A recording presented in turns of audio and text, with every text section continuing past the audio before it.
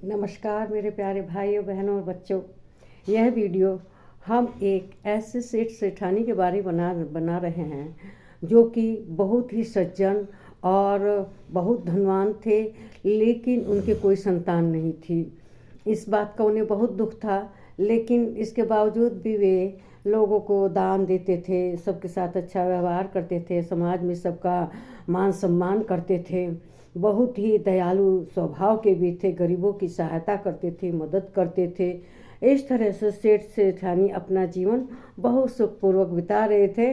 लेकिन एक जो उन्हें संतान नहीं थी, इसके कारण वे किसी को परेशान, चाहे उनके मन में कोई क्रोध वगैरह नहीं रहता था।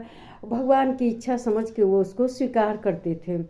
तो एक बार सेठानी अपने पति के साथ अपने मायके जा रही थी, तो रास्ते में जंगल से गुजरते हुए एक झाड़ी के पीछे उन्होंने मासूम बच्चे की रोने की आवाज़ सुनी। जब उन्होंने रोने की आवाज़ सुनी तो उन्होंने गाड़ी वाले से कहा कि गाड़ी को रोक दे। और फिर जो सेठानी थी उसने अपने पति से कहा कि देखिए ना, मुझे छोटे से मासूम बच्चे की रोने की आवाज़ आ रही है। तो सेठ जी ने कहा कि हाँ, मुझे भी आ रही है।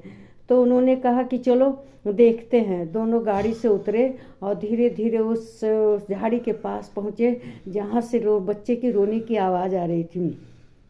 दोनों गए वहाँ। उन्होंने देखा एक मासूम नवजात बच्चा झाड़ी के पीछे पड़ा हुआ है। उन्होंने सेठानी ने दया भाव से उसको उठाया और उसे लेकर अपने पास गोदी में लेकर बोली सेठ जी से कि मैं इस बच्चे का पालन पोषण करूँगी, आज से ये बच्चा हमारा है। तो सेठ जी ने कहा अच्छी बात है।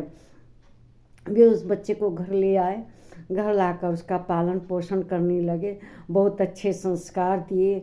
उसको रोज़ स्कूल भेजती थी सेठानी तैयार करके। वो बच्चा रोज़ स्कूल जाता, दोनों उसे पढ़ाते लिखाते, अच्छे संस्कार देते और हमेशा उसको अपने कलेजे से लगा के रखते। बच्चा भी उन लोगों के पास बहुत खुश था। और वो को अब सेठ जी बड़ा हुआ तो सेठ जी के साथ उनका कारोबार भी देखने लगा। पास में कहीं चाहे जाते सेठ जी तो अपने साथ लेकर जाते। एक बार इसी तरह से सेठ जी उसको अपने साथ लेकर कहीं पास के मार्केट में जा रहे थे, वहाँ से कुछ लाना था उन्हें खरीद के।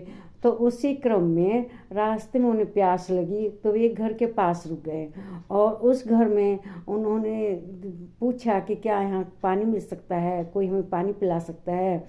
तो वहाँ पर एक दूसरा व्यापारी था, उसके एक ही बेटी थी। उसने कहा कि हाँ, पानी मिल जाएगा। और इस तरह से दोनों को बैठाया, प्रेम से उन्हें पानी पिलाया। पानी पीने के बाद जो लड़की थी और जो सेठ जी का लड़का था, दोनों का परिचय हो गया इस दौरान और वे दोनों आपस में एक दूसरे को मन ही मन प्रेम भी करने लगे। तो सेठ जी अब लड़के को कहीं भेजते थे कि जाओ कहीं दूर से सामान ले आओ, तो रास्ते में वह उस लड़की के घर रुक जाता था और उससे बातचीत करता, फिर बाद में काम करके घर पर वापस आ जाता। इस तरह से वह काम के साथ साथ उसके घर आना जाना उसका लगा रहता। और ज़्यादातर जब उसका पिता घर पर नहीं रहता था तब वह उस लड़की से मिलता था और उससे बातें करता था। तो इस तरह से करते करते बहुत दिन बीत गए।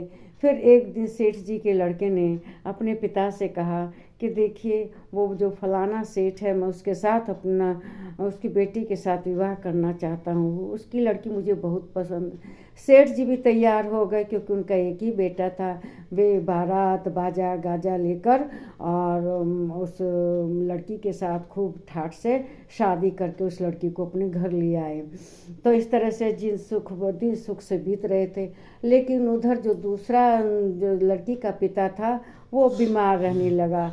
उसने अपनी पुत्री को घर बुलाया और कहा कि देखो, अब तो मैं बीमार रहता हूँ, तुम्हें मेरे ही पास रहना पड़ेगा, वरना मेरी सेवा कौन करेगा। तो उसको लगा कि उनके पिता की बात कहना ठीक है। उसने अपने पति से कहा कि देखिए, अब मेरे पिता बीमार रहते हैं, मैं उन्हीं के पास रहूँगी और उनकी सेवा करूँगी। तो उसने कहा कि ठीक है। उसके माता पिता भी तैयार हो गए।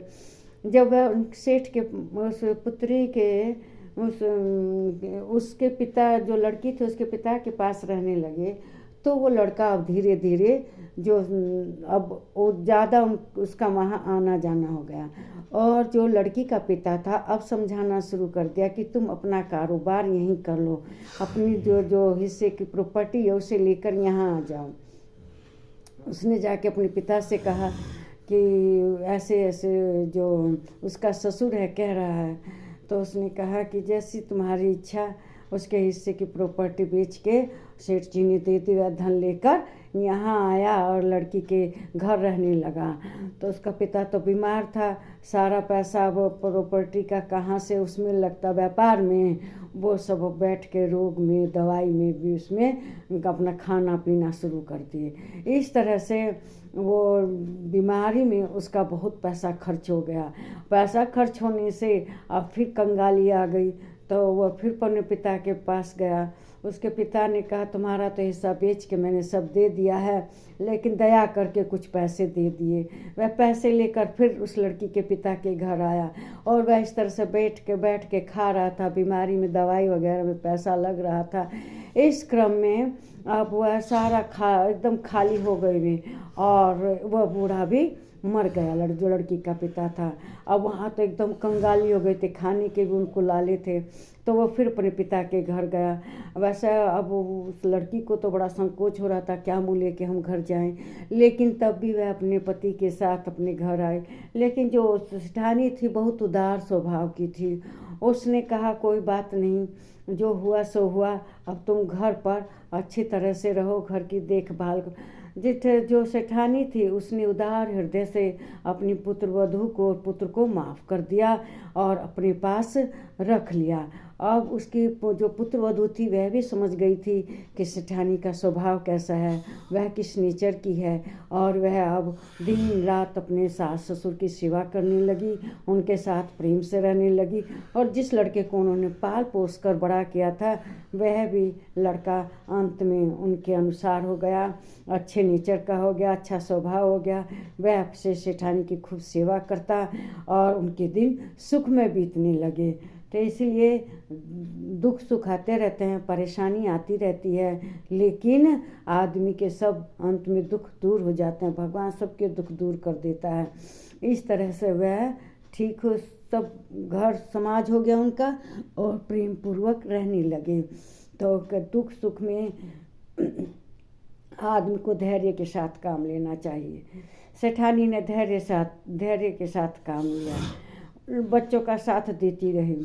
लेकिन जब बच्चों की समझ में आया कि हम तो यहाँ रहकर कंगाल हो गए, तो फिर से वे अब से सेठानी के पास वापस आ गए। बहू बेटे खूब उनकी सेवा करते, मान सम्मान करते। मेरा वीडियो अगर आपको अच्छा लगा है तो इसे शेयर करें, सब्सक्राइब कीजिए। नमस्कार मेरे प्यारे भाइयों बहनों और बच्चों।